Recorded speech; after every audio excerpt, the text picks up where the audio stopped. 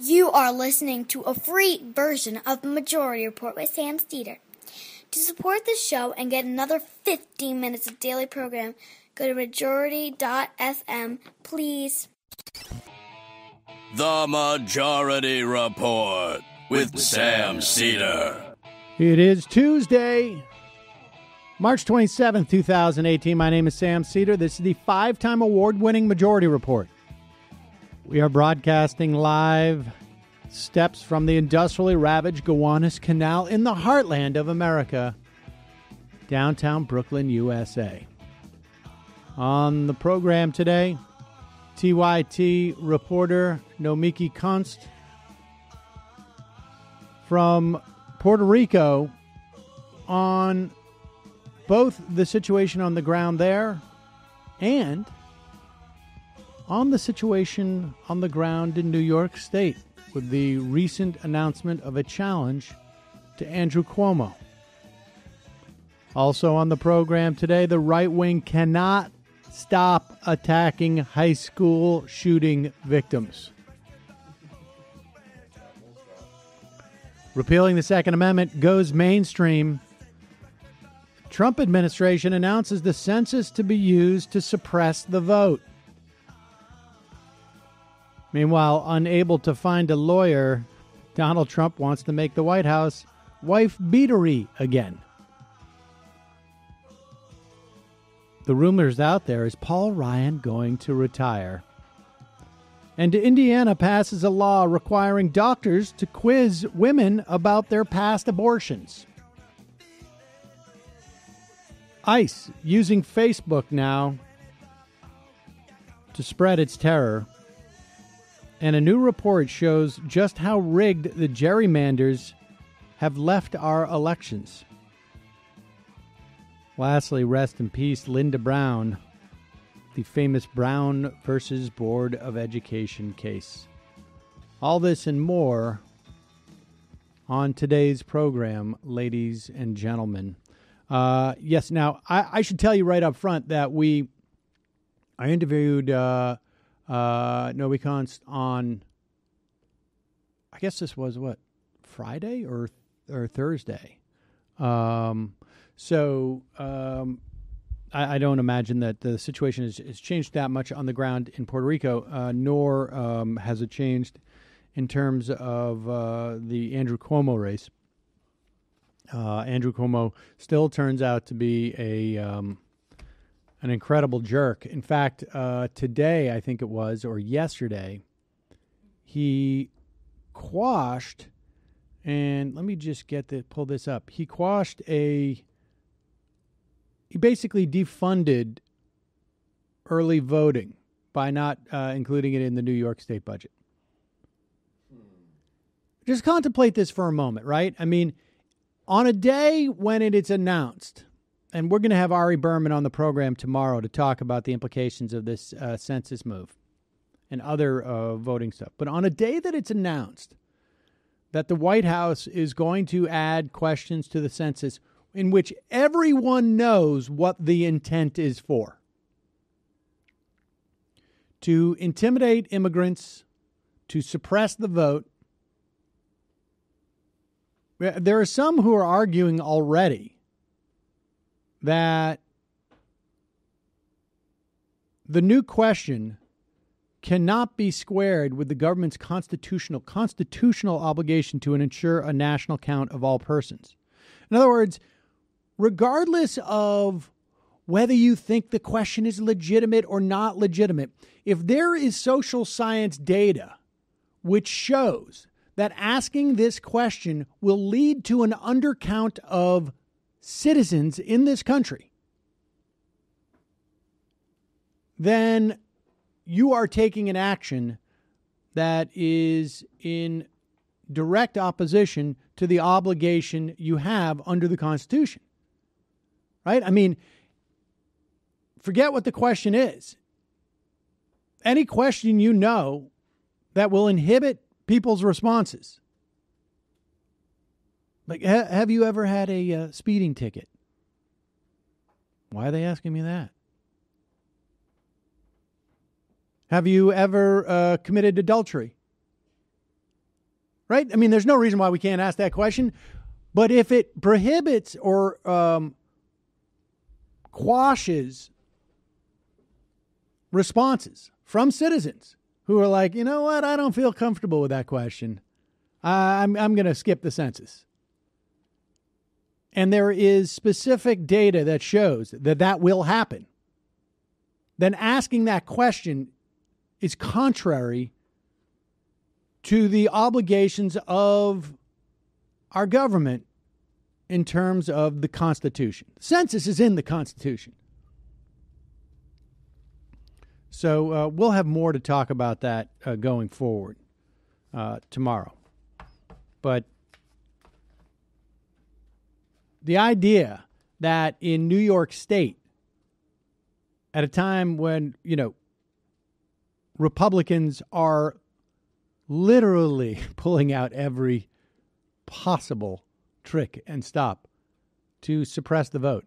The idea that in one of the bluest states in the country, we have such regressive voting laws is ridiculous. And it's specifically because Andrew Cuomo wants to keep this state as non-democratic as possible, both big D and little d, frankly. But he specifically does not want overwhelming Democratic majorities in the state house because it's going to put him in an uncomfortable position in terms of where he wants to be situated for any potential run in the future, or just maybe just politically. I mean, I don't even think that the guy has that deep-seated ideological feelings. But for whatever reason, he is more than happy to have a significant portion of the vote in this state suppressed. So we'll put that on the heap of stuff that Nomi and I have to say about Andrew Cuomo. So meanwhile, and we have sound basically, I mean, mostly about the really relentless project that the right seems to have when it comes to pushing back on high school students. I mean, it is both amazing to see students get this involved in politics on such a intense level. And as inspiring as I think all of us find it, apparently the right wing finds it terrifying. Ben Shapiro seems to have dedicated his entire online presence to making the case that David Hogg, one of the students from Parkland, has no right to be talking about guns. Here is Ben Shapiro's, and for the life of me, I can't quite figure out. I mean, because Ben spends about 4 minutes of his 10-minute clip talking about how he is going to disassemble each factual mistake that David Hogg, and it ends up being just a media critique of the way that he's approached. So in that vein, let me just start by saying that in the early 90s, MTV developed a style of shooting which at the time seemed interesting, but it was incredibly annoying. And that is, I'm shooting and I'm talking direct to camera. And what MTV is going to do is we're going to put another camera in the room that's going to make it look like we're a fly on the wall. So we're going to see somebody talk to camera, but they're not going to be talking to our camera. And for some reason, Ben Shapiro has dug deep into the old playbook of stuff that used to be interesting 25 years ago and actually was always annoying. And half of this is him staring into something that is not the camera. So I would just say, as long as we're on media critique, that would be my media critique of Ben Shapiro. Or you just, I don't know what it is. I mean, we do a radio show here, so we don't always talk into camera. But I'm not going to set up another camera over here to watch me talk into this camera. Ben Shapiro does. But watch this. It's sort of fascinating because They really, really are scared of this. And do we have the front part where Shapiro, in teasing... Okay, well, so Ben Shapiro is talking about how, again, just because you're a victim of a shooting does not make you an expert on, I guess, gun control. Which, I'm not even sure if that's accurate. Because one of the main reasons why you might want to have gun control is that you realize the horror that guns cause. And if you've been a victim of that, your level of understanding of that is, in many respects, unrivaled. So maybe the exact policy prescriptions that these students are calling for shouldn't be just taken wholesale. But the idea of more gun control and less guns, I think you couldn't be better situated than to have been part of a mass shooting event, to be an expert on why we might need that. But in his windup of talking about facts that he was going to deliver, he just sort of casually said, just because George Soros was a collaborator during the Nazis doesn't mean that I'm going to take his political opinions. Now, I think if you actually lived through the Holocaust, you might have a certain insight into the rise of fascism, to what happens to victims of that fascism, to what can happen to families during that time. But Ben Shapiro wants to straw man that just a little bit more. And then, to put a little cherry on top of that, he continues the lie that George Soros was a collaborator. George Soros, and I don't care about George Soros's reputation, but it's just pointing out the lie that is Ben Shapiro. I mean, as he winds up to talk about, I'm only going to talk about facts. Let me just casually drop in this total lie. George Soros was 14 years old at the end of World War II. At one point, he was being protected by some type of local Hungarian official who was charged with going up to a wealthy Jew's estate who apparently had been rounded up at that point and taking an inventory. And he brought Soros with him because he was protecting him and hiding him from the Nazis. So basically, and Soros was there, part of that inventory, presumably. And so this is metastasized into George Soros was a collaborator. And the guy who is criticizing students for just being victims of gun violence and not having facts sort of casually puts that out there as a lie. Well, and it really makes you rewatch Schindler's List. Yeah, exactly. All of those collaborators with Schindler. Indeed. All right. Well, here is Ben Shapiro's point: the breaking down the facts that were apparently problematic in David Hogg's speech. Approximately 200,000 people showed up in the March for Our Lives. It's a good number. It's a solid number. Okay, the March for Life in 2012 had 650,000 people who showed up to it. Was the media coverage blanket the way that it was on Saturday? Now, pause it. Now, I would bet just about anything that he is not comparing apples to apples there. 200,000 was a private organization's assessment. The organizers said 800,000. I would bet on the anti-abortion rallies that he's talking about, we have a similar dynamic. But go ahead. I don't think that this is about the kids at Parkland. Kids are kids. Some of them say smart things, some of them say dumb things. And just because some tragedy fell upon them doesn't mean that they suddenly have expertise on guns, for example. But the main issue here is why the media have decided to highlight and spotlight these kids. And the reason is because the kids can say things that the media can hide behind. The high school kids who don't really know much about guns, don't know much about gun control, but can speak with passion and verve and are attractive on camera, they can say things that the media want to say, but know that they would be bashed about the ears for saying because they are supposed to be objective. And so what the media do instead is they put all of these kids on camera for hours at a time and then claim that if you criticize what these kids are saying, they're actually criticizing the experiences of these kids. This is another form of identity politics. So identity politics is this idiotic concept from the left that suggests that we can identify the quality of your perspective simply by the color of your skin or your ethnicity or your age or some. All right, pause it for 1 second. All right, let me just add, I don't know who he's talking to. He's literally talking down on the desk and sort of like looking at the camera with one eye. But that's not what identity politics are at all. And I'm not defending identity politics, but that's not what identity politics are. Identity politics, when we talk about identity politics, you can't identify the quality of an argument based upon the color of your skin. That's not what identity politics are. Identity politics are when a certain group votes based on the attributes of that group, and they think that it's going to be representative of them to vote for someone who reflects those attributes.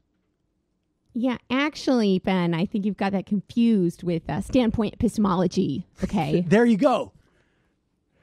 So, for instance, you might say, like, I'm a white guy, I'm just going to vote for the white guy. That would be identity politics. That would certainly be identity or politics. In perhaps fact, that like, is the original identity politics in the sense that he's using it. Yes, of course. Yeah. Continue.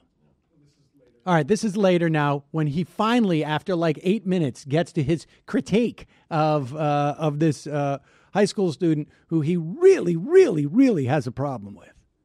And two, Republicans are actually going to show up in broader numbers thanks to this sort of demagoguery than they would otherwise. Okay, we can continue. Oh, pause it. Okay. So he's now trying to take down David Hogg's argument that more people are going to come out and vote against Donald Trump because of this stuff, or against the Republicans. He has Shapiro has some argument that that's not the case. Actually, this demagoguery is going to motivate people to come and vote. I don't know where he has the data from that. There is a poll that just came out today that shows that only 32% of people who are voting, who are Trump voters, are excited to vote. There are 68% of people who are excited to vote against Trump and the Republicans. But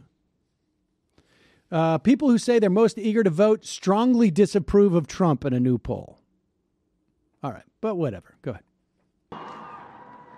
96 people die every day from guns in our country, yet most representatives have no public stance. Okay, pause it for 1 second. Okay, first of all, 96 people die in our country every day. 66 of those people die from suicide. Okay, 2/3 of all the people who are... Pause it. In other words, 66 people die from shooting themselves, which is in no way contrary to David Hogg's point. But continue. Every day, 66 of those people die from suicide. Okay, 2/3 of all the people who are lumped into the gun violence statistics are suicides. Second of all, the vast majority of people... Now, here's something I want to explain. When you take a gun and you shoot yourself in the head or you shoot yourself in the mouth, that is a very violent act. That would be gun violence. And in fact, if I decide to shoot myself with a gun like this, I'm going to die. If I decide I'm going to kill myself with a scissors or by taking too many pills or whatever, my chances of dying are much less, actually. And a lot of those people go on to actually continue to live their lives, get some help, things turn around.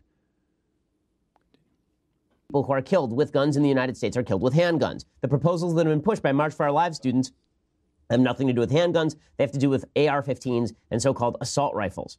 Okay, so none of this makes any sense on a policy level. Continue. On a policy level, let's be clear here that we pass laws all the time that are not geared towards solving every single problem in society.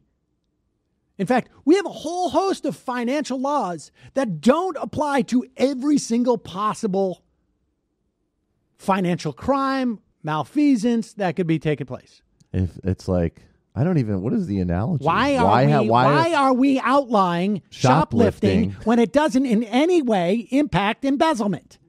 That's actually a question I would seriously ask. Continue. It's a misappropriated priority. We say no more. We are going to make this the voting issue. We're going to take this to every election, to every state and every city. We're going to make sure the best people get in our elections to run, not as politicians, but as Americans. Because this is not cutting it. When people try to suppress your vote, and there are people who stand against you because you're too young, we say no more. When politicians say that your voice doesn't matter because the NRA owns them, we say no more. Okay, so we can stop it there. I don't need to listen to the rest of this. Okay, so first of all, the yelling and the screaming. I know there are a lot of young kids who think that when they do this, that this is actually just showing passion on the podium. It doesn't. It's not convincing. It doesn't make people like you. It doesn't make people rally behind you. Now he's a speech coach. Let me just point out what's going on here.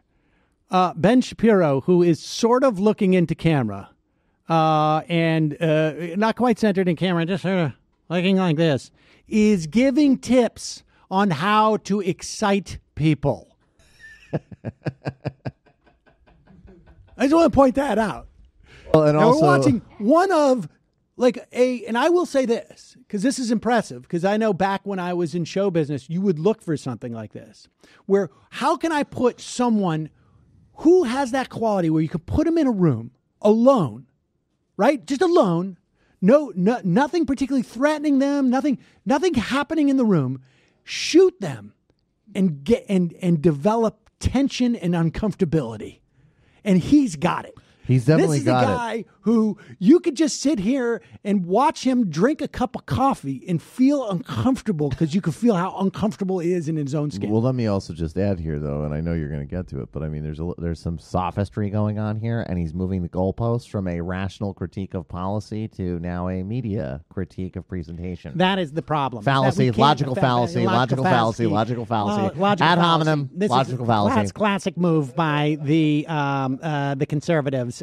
When they don't have the policy recommendations to talk about, they talk about the form over substance. And so that is what we see here happening. Yeah, but they say it really fast, so they sound smart. I'm going to say it very quickly, and I'm going to look down at sideways into the camera. Logical fallacy, logical fallacy. Here we go. And the it's not convincing. It doesn't make people like you. It doesn't make people rally behind you. No, people don't In fact, like calmness and reason actually make people rally behind you people more than much prefer screaming calmness from and reason from the podium. And this whole thing fully that the aware of NRA that. owns politicians, it's just not true. But It's absolutely not I guess true. that's not the point. The point here That's is, not the of course, to demagogue the issue as much as humanly possible. It wasn't just David Hogg who did this. At the end of it, he gave sort of a revolution symbol. The person who did this the best, actually, I will say, Emma Gonzalez is the most skilled politician. Let me pretend that I am giving a rational critique by throwing a bone to one of the other students there, and so I think I've made my point over and over again, which is them bad, me good.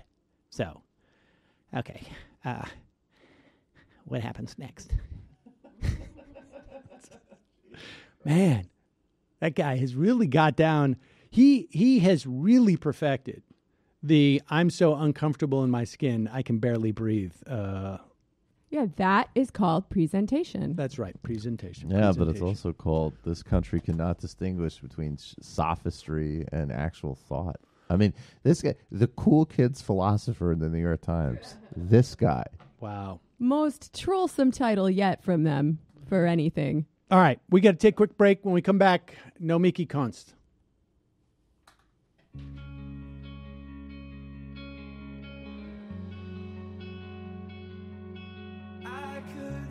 We are back. Sam Cedar on the Majority Report. On the phone, Nomiki Konst. She is a correspondent for the Young Turks. She is, as we speak, in Puerto Rico. Welcome to the program, Nomi. Thanks, Sam. Thanks for having me. So, okay, you're in Puerto Rico. I want to talk to you, obviously, about the work you're doing down there.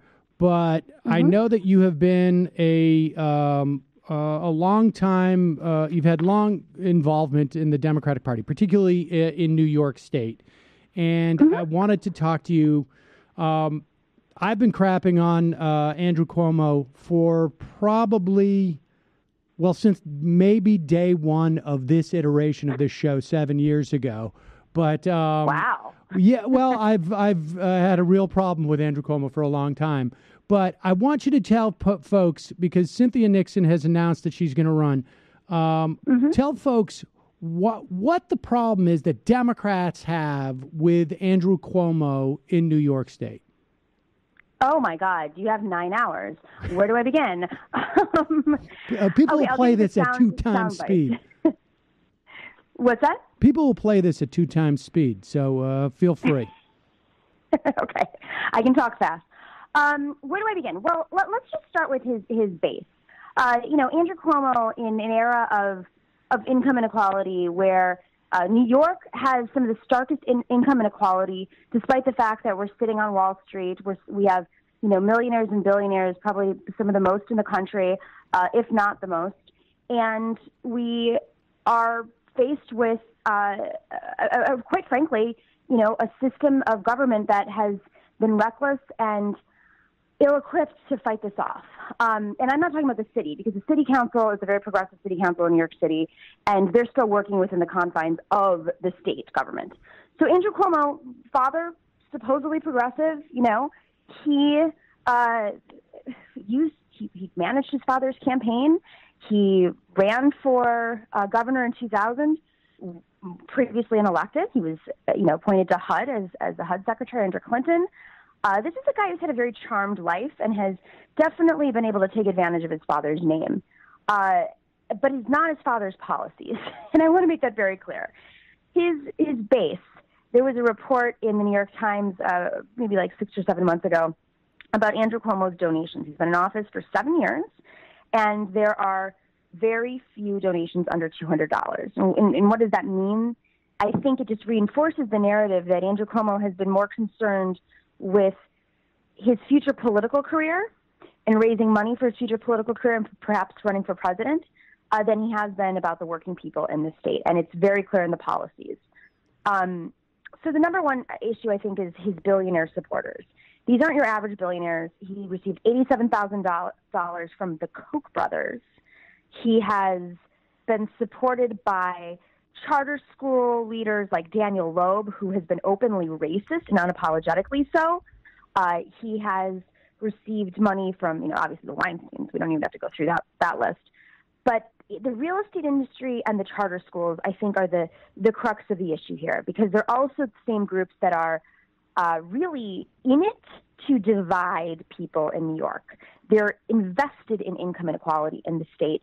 And furthermore, they're actually supporting a group of 8 renegade Democrats who are conferencing with Republicans, holding up the state Senate. Yeah, I want to get deep into the IDC thing, because this is, this is not, the IDC issue is sort of almost trans ideological within the Democratic and the left spectrum. In other words, the IDC thing is a purely, even the most conservative Democrat or the most liberal, maybe sort of like just Democratic curious on the left person can agree on this topic of the IDC. But I just want to also emphasize the point you were talking about, like guys like Ken Langone.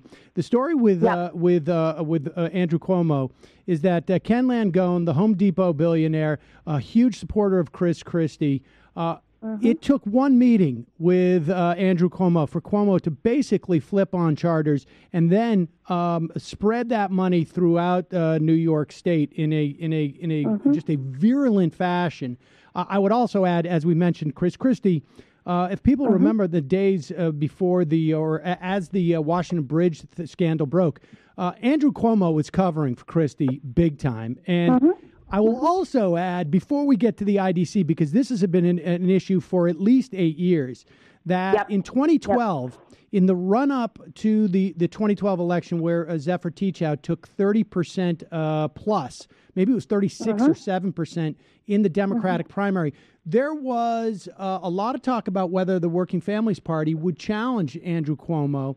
And I sat in a room with about 40 people who represented, who literally worked in the trenches on a daily basis, working for different groups that advocate and provide services for the poor. And what struck me was, as much as they all knew a Republican would be difficult, they said it's worse with Andrew Cuomo.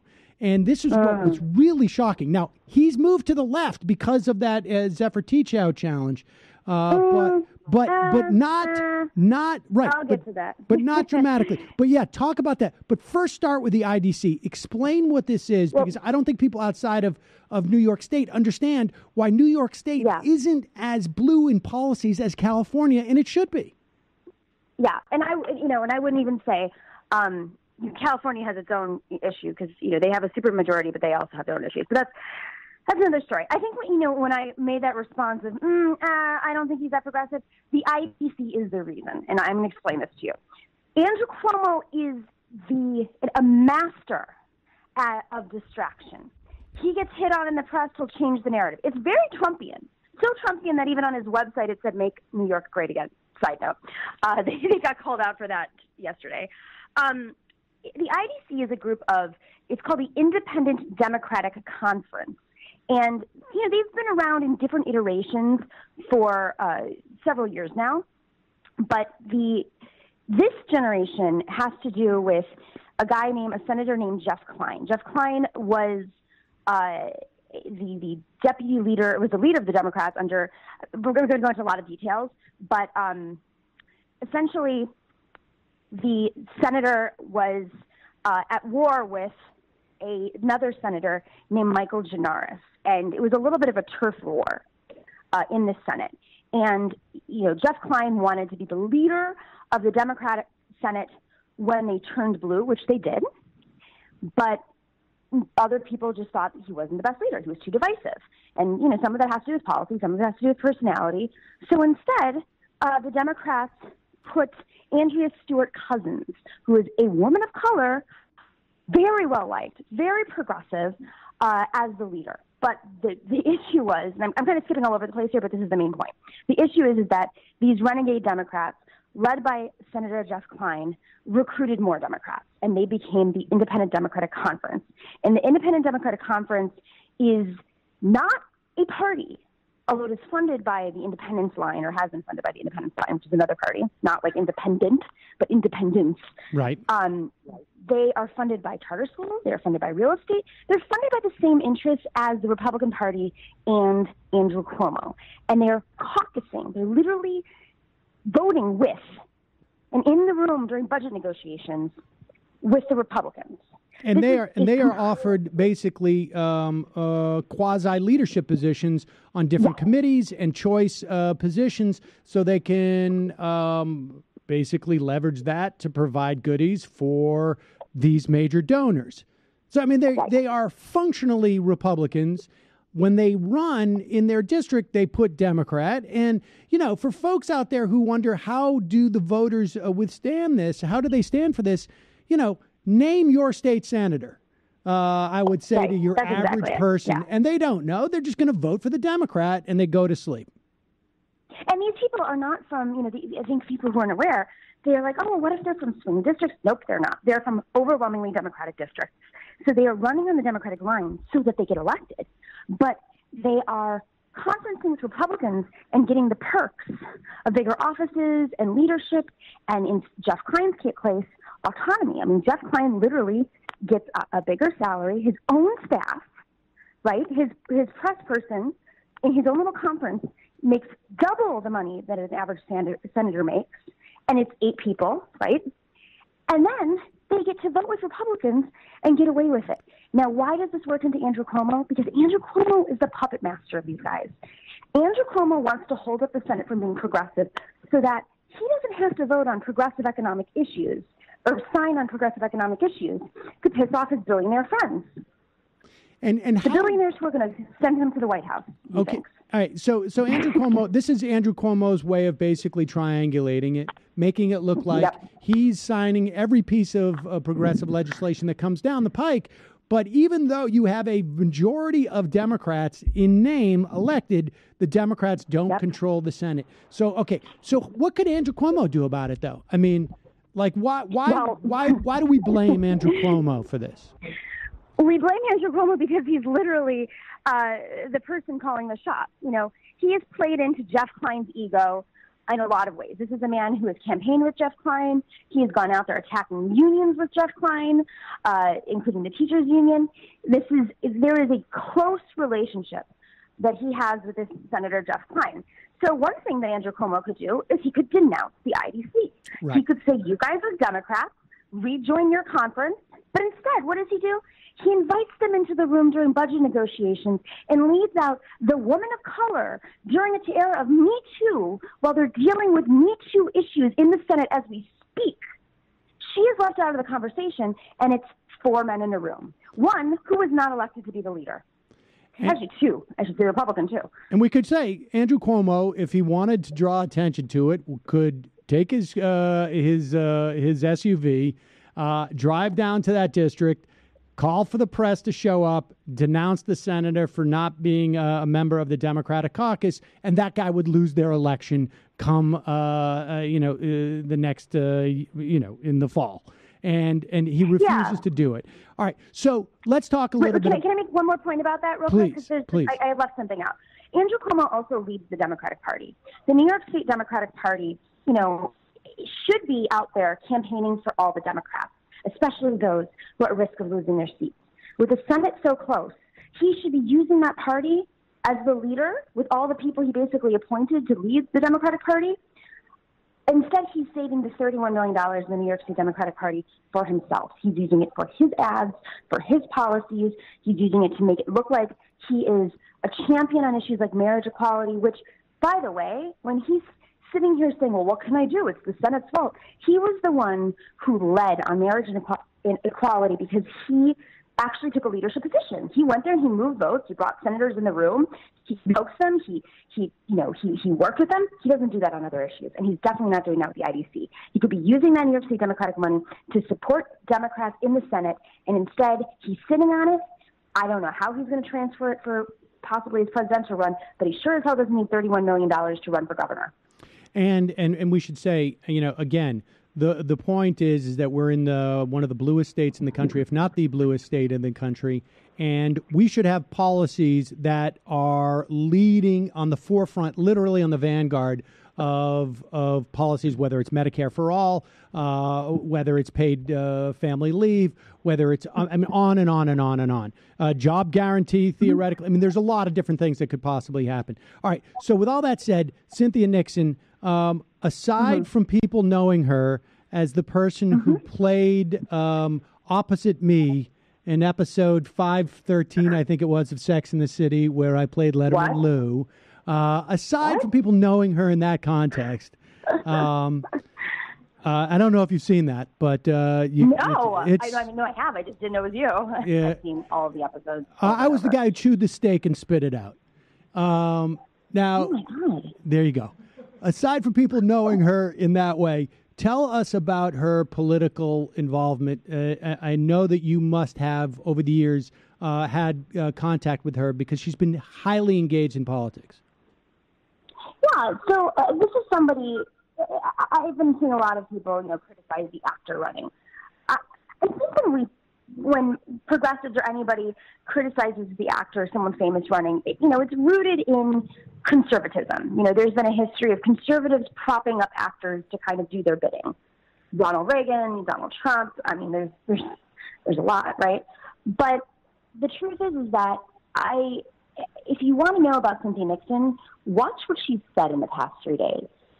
This is somebody who really understands the issues of New York State. These complicated issues we just discussed, she said it in the most eloquent, condensed way that neither of us just did.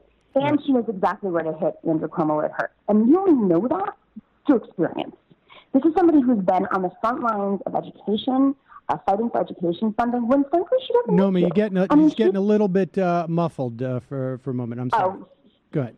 Sorry, it's because I'm in Puerto Rico. This is somebody who has every reason to sit back and be comfortable and just take in her residual money. But instead, she's been out there in the front lines over the past 2.5 decades fighting for more funding when it comes to education, public schools. She's literally gotten herself arrested. She has been out there protesting. She met her wife through this, Christine. who's also, has been very active in education policy and in working with the Working Families Party and under the mayor most recently on education. She has fought for LGBTQ issues. She's fought for economic issues. And I think those activists in New York State who've been involved are very familiar with Cynthia Nixon. People have been trying to get Cynthia Nixon to run for office for 2 decades because they know how invested she's been in these issues. She's also been willing to take on Andrew Cuomo for a long time. That's not an easy thing. There are union leaders. There are progressive activists. There are elected officials who do not like Andrew Cuomo, who are afraid of taking on Andrew Cuomo because they're tied to the state funding or to the politics of the Democratic Party. And what Cynthia Nixon has is the freedom to talk about New York and what's happening with the understanding of what's happening. She's somebody who grew up in New York during a different time. As an artist, think about this. This is what I think is really important. Instead of thinking about, like, she's famous, people should think about how this is a working person who grew up in New York when New York was not what it was today, when you could be an artist in New York, where you could be a starving artist in New York. And she ended up becoming, one of the most iconic New Yorkers based on Sex and the City and succeeding at that. And then she stayed in New York. And she's been fighting for these issues when she doesn't need to. So I actually take a lot of offense to when people are criticizing her for being an actress, because I think that we need to respect the arts and we need to respect the artists who are out there fighting for the arts and fighting for the issues that working people care about, because they were working people. Right, and let's be clear here. She made her money as an actress, but she's not running because she's an actress. She's running because she's an activist. And if she had been a dentist and as active as she's been and used her, I guess, leveraged her dental practice in the way that she has leveraged her celebrity in the same manner, I think that it'd be a lot tougher to criticize her for that. And they're going to criticize her for anything. I mean, people I think are familiar with Kathleen Quinn. Basically saying... Christine Quinn, excuse me. The quote was, I think, something like she wouldn't support a qualified lesbian to be mayor. That's speaking of herself, but she wants to be an unqualified lesbian.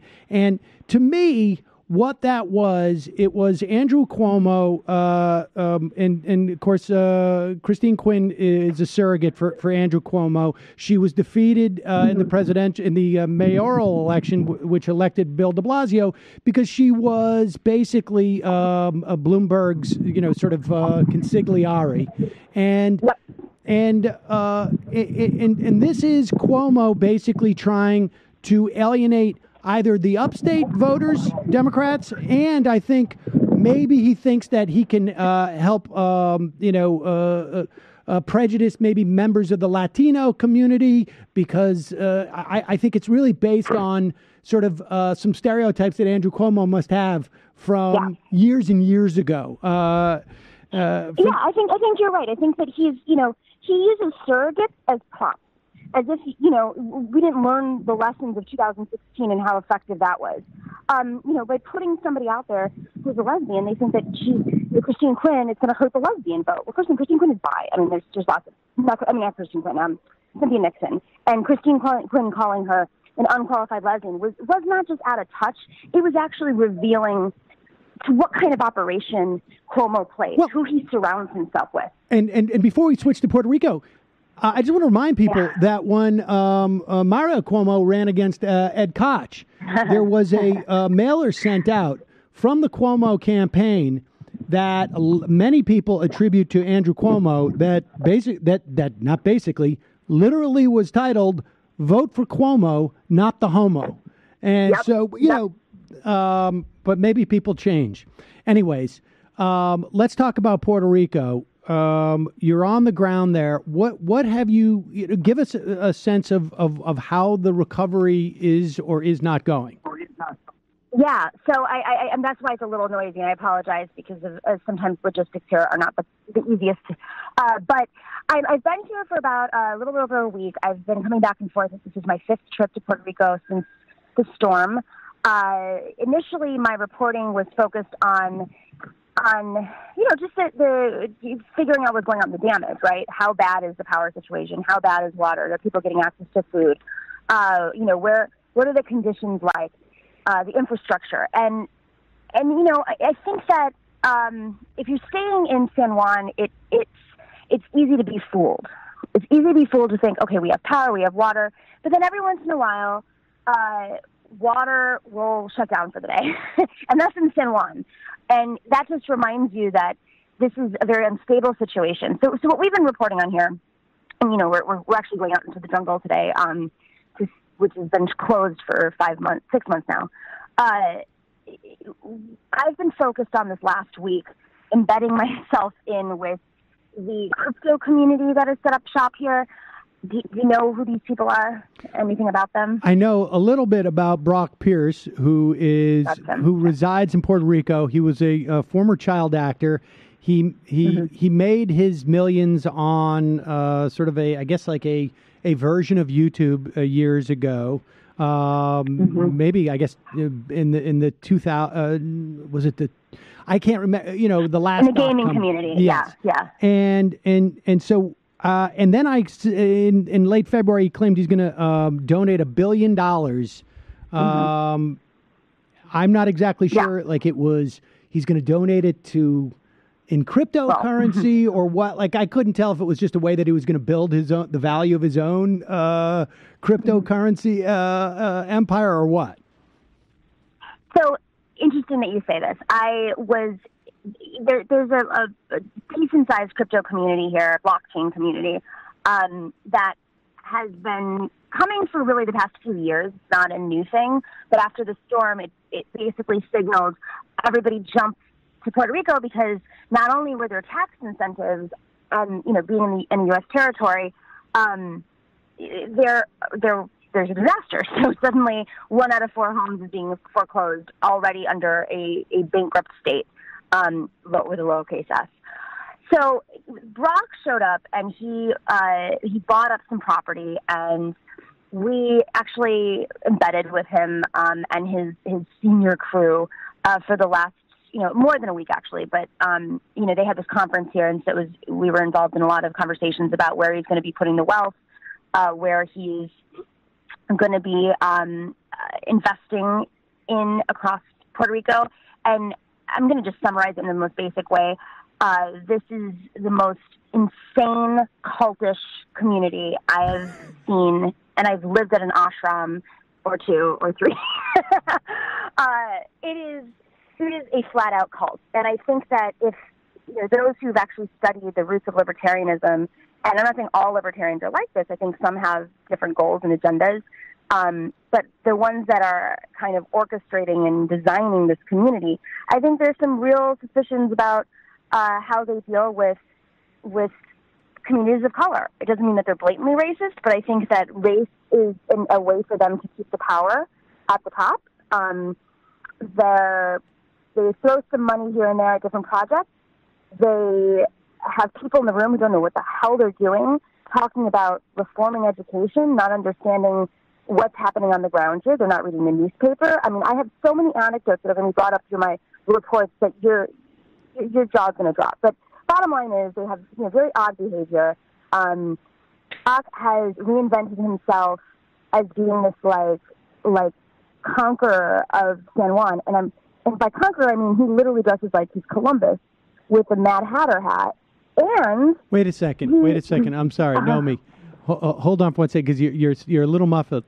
Did you say that he literally is wearing a tri-cornered hat?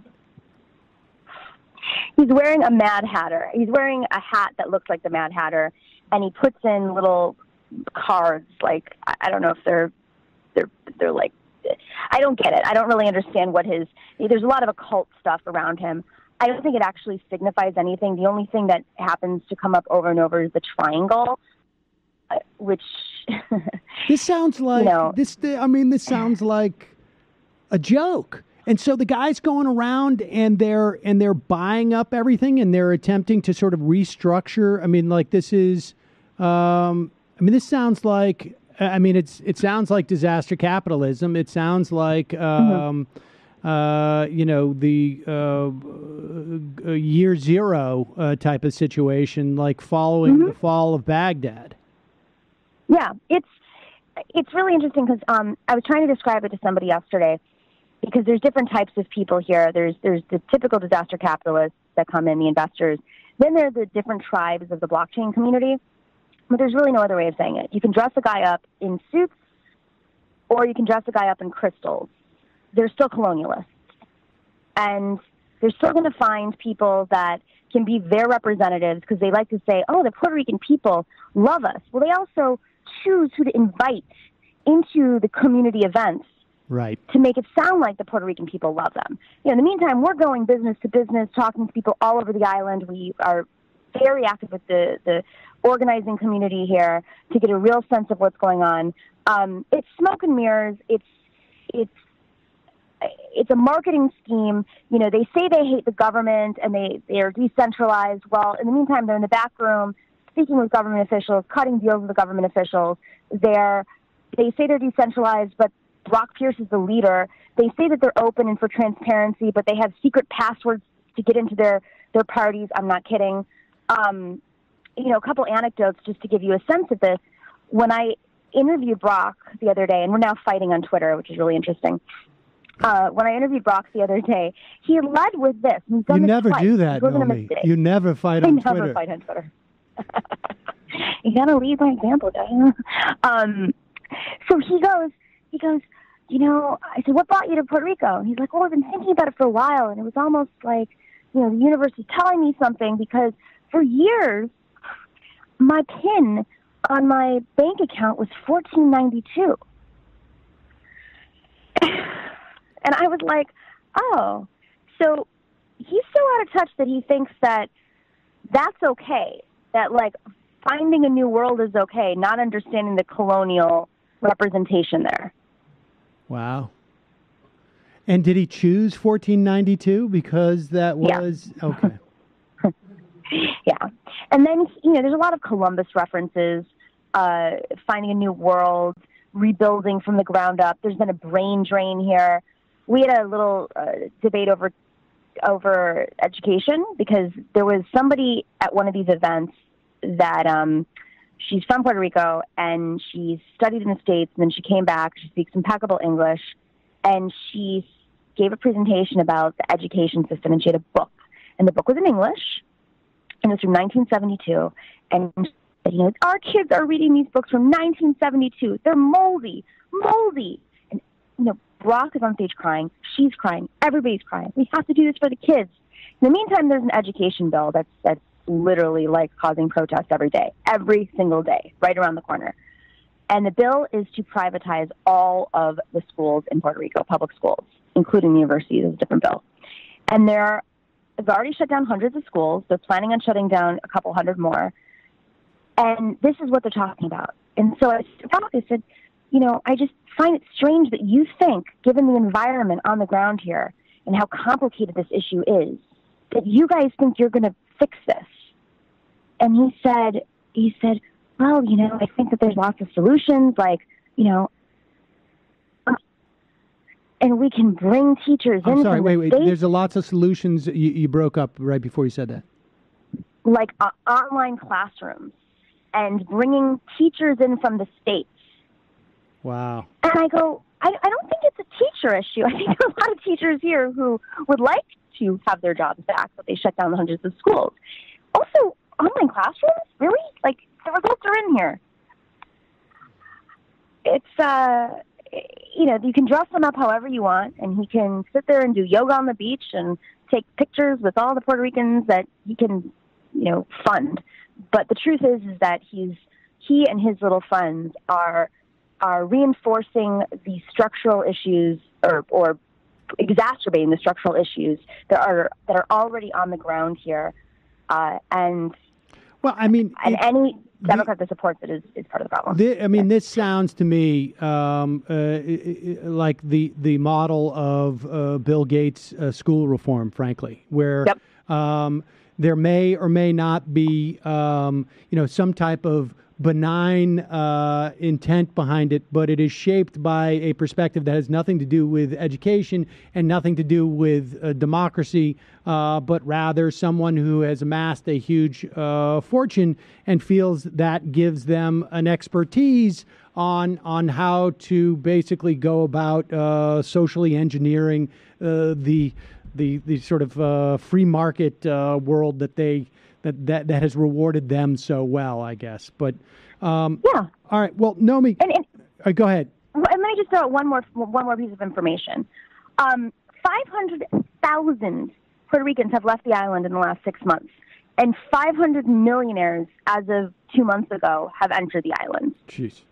This is they say brain drain. I think my concern here, just talking to young people, is these are the activists who be fighting against it. They're young people who, already were in a tough spot given the economic crisis here, and it's just gotten worse and worse. And the history of this island is that they killed the activists. They literally imprisoned and killed the independence movement so that it no longer exists.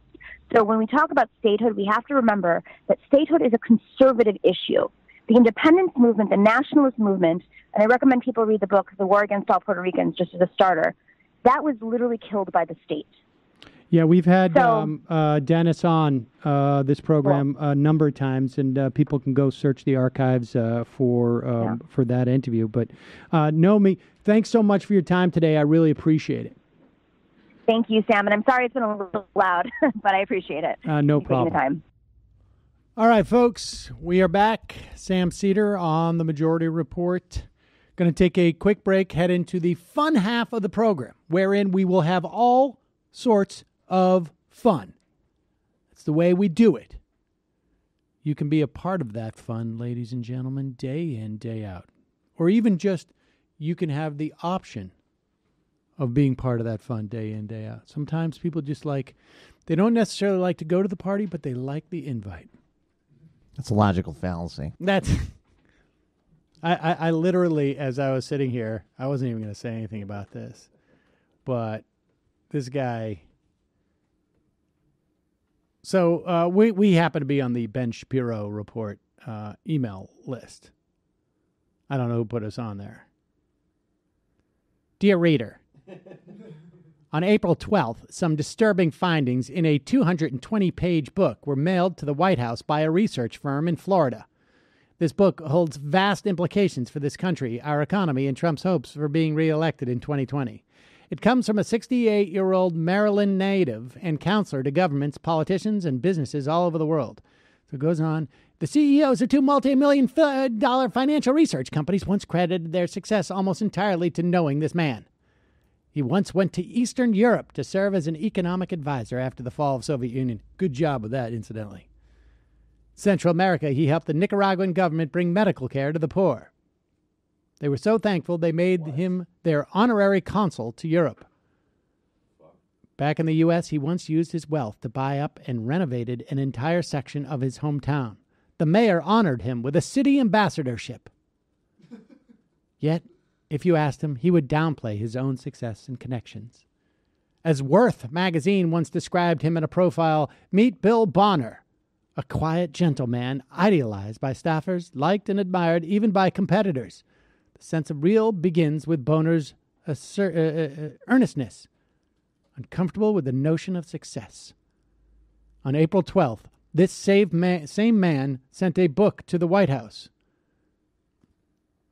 Okay, so this is back to the beginning, the 220-page book mailed from Florida. And in it, an important change to our coming way of life.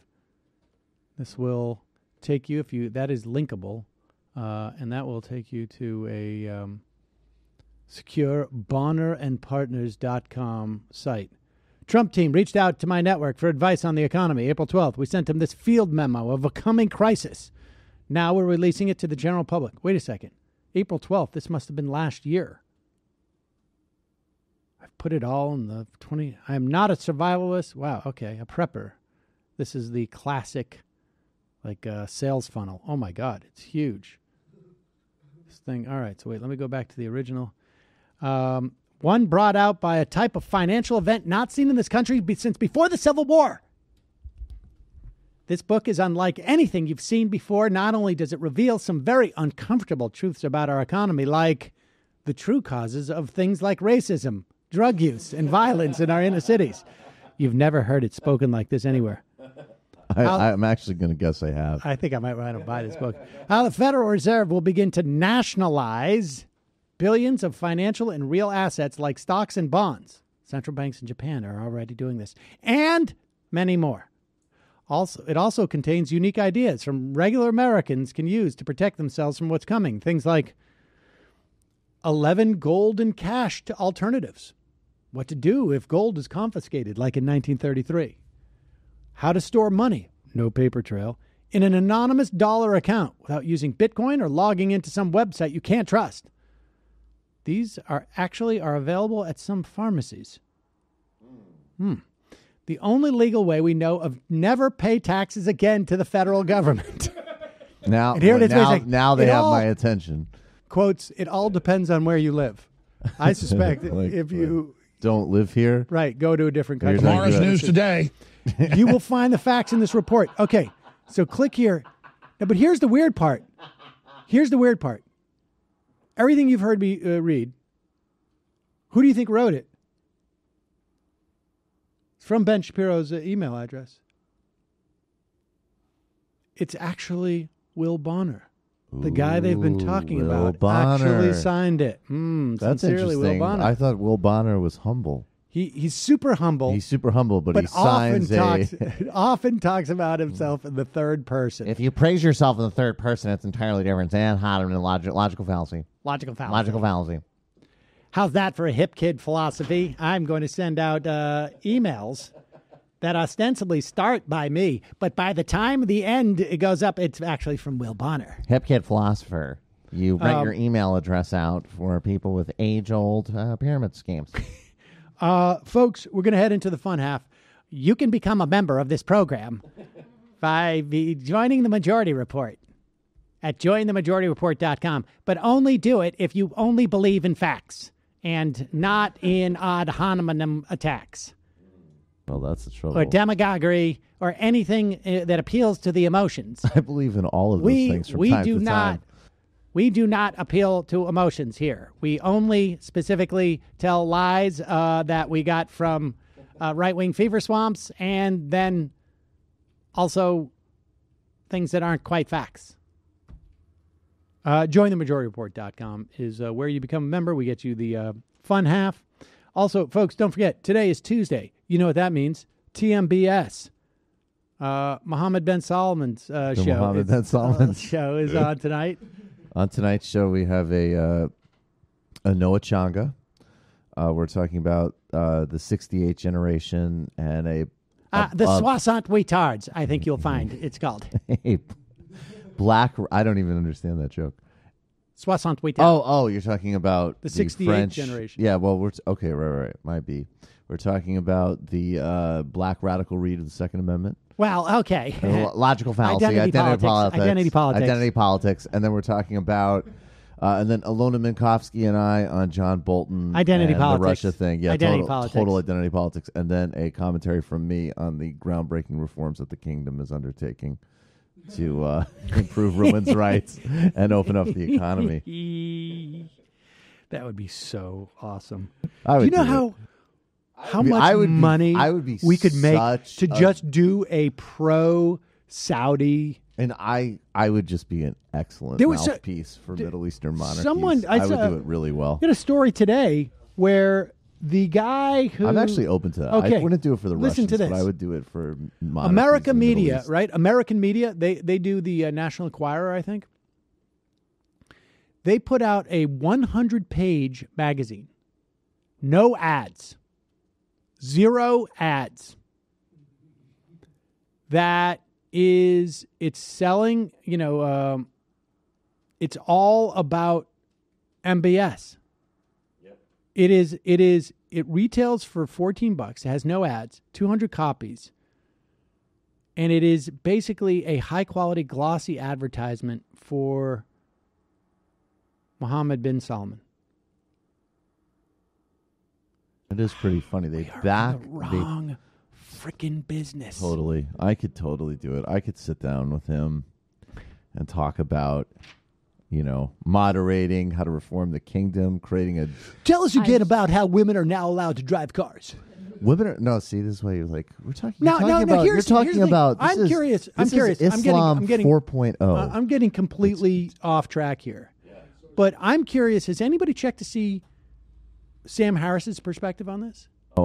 No, I haven't. But it would be interesting because, right, this is like what he's calling for. Moderating Islam. Right. And completely ignoring the fact that, like, it's being done as a fig leaf for, I don't know what you call it, imperialism? It's power. Or, it's a power consolidate. No, I mean, I think the honest reality is that the guy is imperialist and horrifying in his region, and he's doing it to consolidate power, and he wants Saudi Arabia to look a lot more like the United Arab Emirates, which would mean that it would be significantly moderated. All of these things are true simultaneously.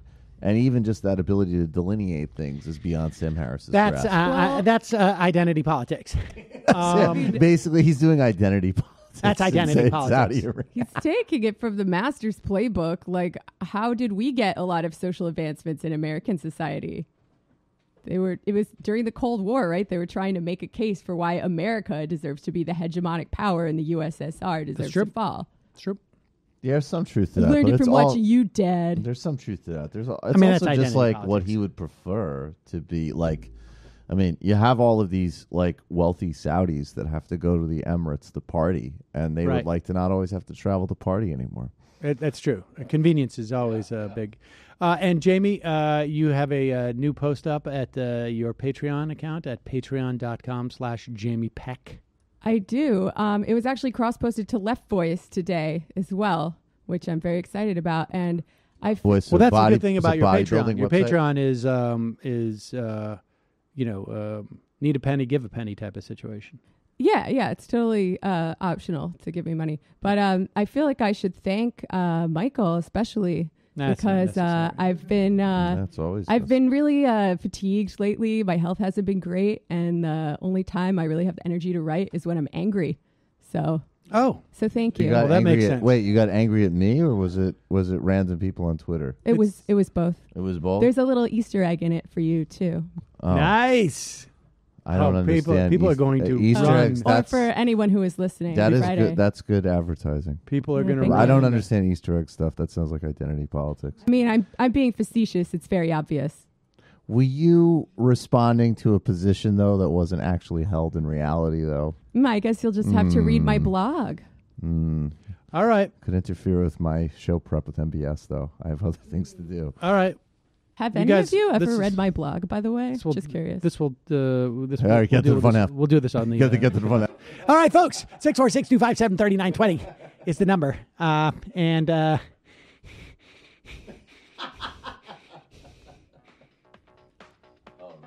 C'est une poupée qui fait non. C'est une poupée qui fait non. Toute la journée, elle fait non. C'est une poupée qui fait non. Toute la journée, elle fait non. Just make sure you do it well and you do it with passion.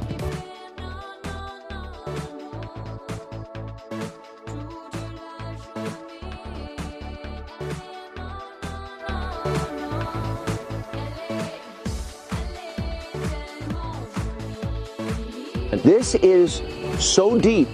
It's a deep state.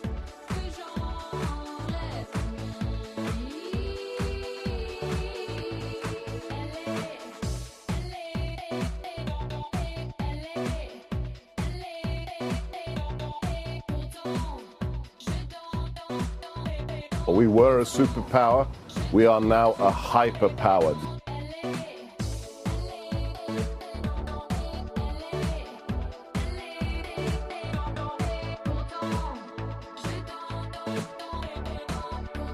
Mike Sturm at Sturmish.com.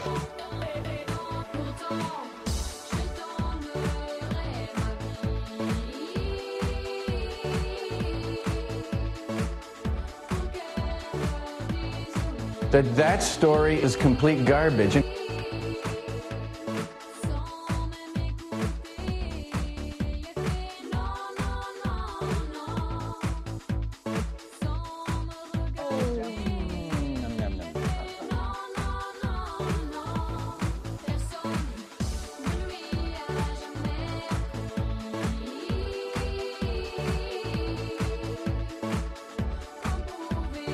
Thanks, guys. That's not what we're talking about.